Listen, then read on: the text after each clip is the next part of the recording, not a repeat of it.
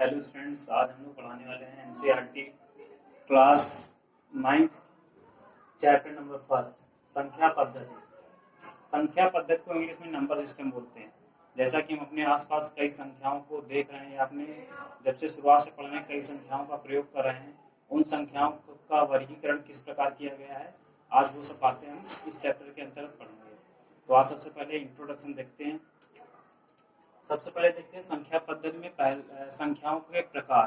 तो संख्याओं के प्रकार हमें लिखे हुए हैं प्राकृतिक संख्याएं, नंबर 2 पूर्ण संख्याएं, नंबर 3 पूर्णांक, नंबर 4 परिमेय संख्याएं, नंबर 5 अपरिमेय संख्याएं एंड लास्ट नंबर 6 वास्तविक संख्याएं। एक बार फिर बताते हैं। नंबर 1 प्राकृतिक संख्याएं, नंबर 2 पूर्ण संख्याएं, नंबर 3 पूर्णांक, नंबर 4 परिमेय संख्याएं, नंबर 5 अपरिमेय संख्याएं और नंबर 6 वास्तविक संख्याएं। जैसा कि देखते हैं कि पहली हेडिंग लिखी हुई है यहाँ पे प्राकृतिक संख्याएं।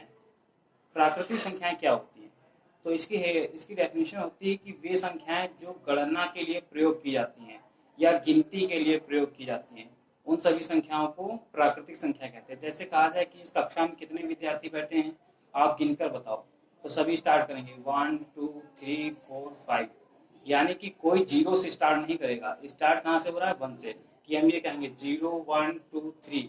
अगर कोई भी जो काउंटिंग नंबर्स होता है वो 1 से स्टार्ट होता है, तो जितने भी काउंटिंग नंबर्स हैं वो सब क्या होंगे? प्राकृतिक संख्या, जिनको इंग्लिश में बोलते हैं नेचुरल नंबर्स।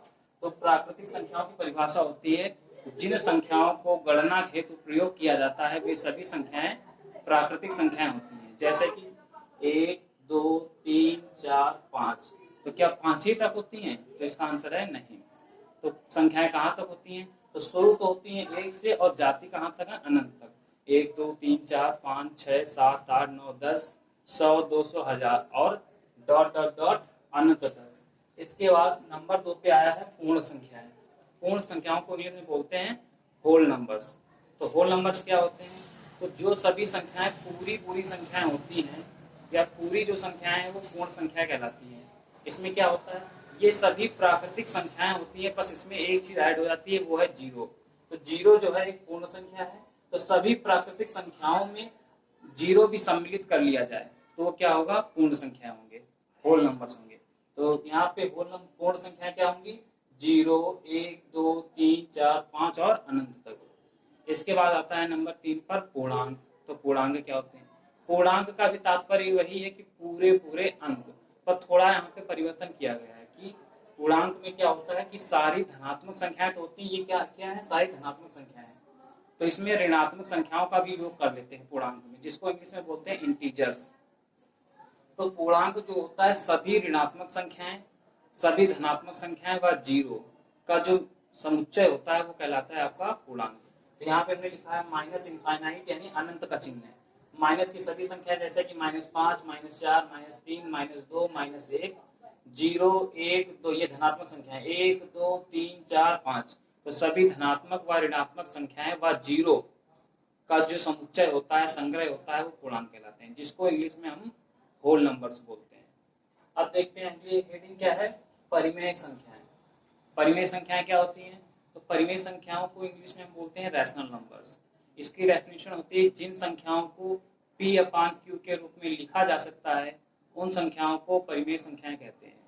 परिमेय संख्याओं को इंग्लिश में बोलते हैं रैशनल नंबर। फिर सुनिए, जिन संख्याओं को P/Q के रूप में लिखा जा सकता है उन संख्याओं को परिमेय संख्या कहते हैं। जैसे कि P/Q, जहाँ पे P और Q क्या है? अंश बटे हर के रूप में जो संख्या लिखी जा रही है, जो संख्या को आप अंश बटे हर के रूप में लिख देंगे वो परिमेय होगी। पर वहां पे शर्त क्या है? P और Q क्या होने चाहिए? पूर्णांक। यानी पूर्णांक का मतलब माइनस की कोई भी संख्या पूरी हो और प्लस की भी कोई संख्या पूरी हो या 0 ही क्यों ना हो, P और Q क्या होना चाहिए? पूर्णांक। जहां पर P और Q पूर्णांक है और एक कंडीशन क्या है? पूर्णांक में 0 भी आता है तो हम 0 भी रख सकते हैं, पर एक कंडीशन ये है कि P और Q पूर्णांक तो होंगे पर Q 0 नहीं लिख सकते हैं। Q हमको 0 नहीं लिखना है, तो आपकी संख्या क्या बन जाएगी? परिमेय संख्या है। तो वे सभी संख्याएं जिनको P/Q के रूप में लिखा जा सकता है वो परिमेय संख्या कहलाती हैं, जिनको इंग्लिश में रैशनल नंबर कहते हैं। और जहां पर P व Q क्या होंगे? पूर्णांक होंगे। और Q is not equal to 0, ये लिखा हुआ है q is not equal to 0। उदाहरण देख लेते हैं, जैसे 1/2, ये क्या है, एक भी पूर्णांक है, दो भी पूर्णांक है, दोनों को अंश बटे हर के रूप में लिखा गया है। यहाँ देखिए एग्जाम्पल में 3/2, 3 भी पूर्णांक है, दो भी पूर्णांक है और अंश बटे हर के रूप में लिखा गया है। यहाँ पे लिखा है -4/3, -4 भी पूर्णांक है, 3 भी पूर्णांक है, इसको अंश बटे हर के रूप में।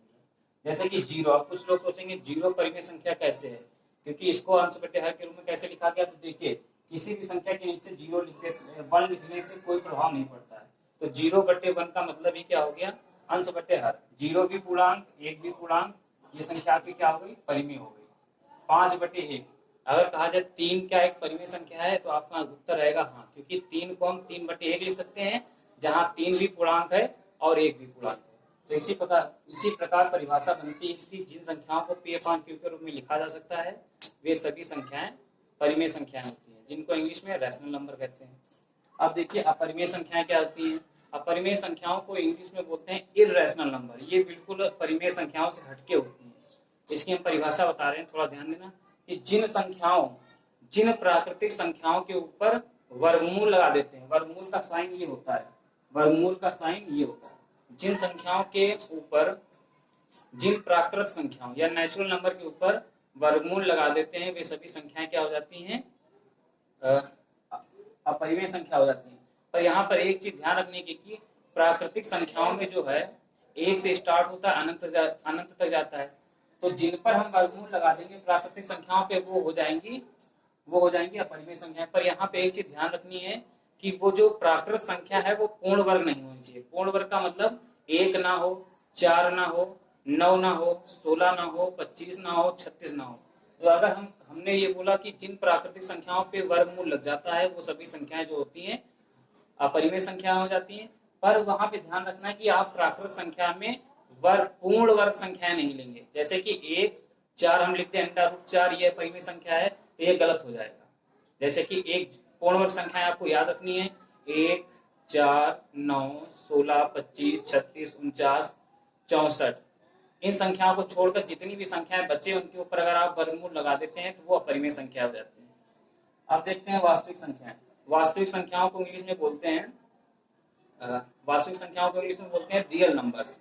तो रियल नंबर्स क्या होते हैं, तो रियल नंबर की आसान डेफिनेशन है कि सभी अगर एक हम बैग ले लें, उसमें सभी प्राकृतिक संख्याएं रख लें, सभी परिमेय संख्याएं लिख लें और सभी अपरिमेय संख्या लिख लें, तो उनका संग्रह जो कहलाएगा वो वास्तविक कहलाएगा। जैसे कि परिमेय कौन कौन होती हैं, देखिए परिमेय क्या है, जो अंश बटे हर के रूप में लिखी जाए। तो वास्तविक संख्याओं के अंतर्गत परिमेय संख्या भी आती है और अपरिमेय संख्या भी आती है।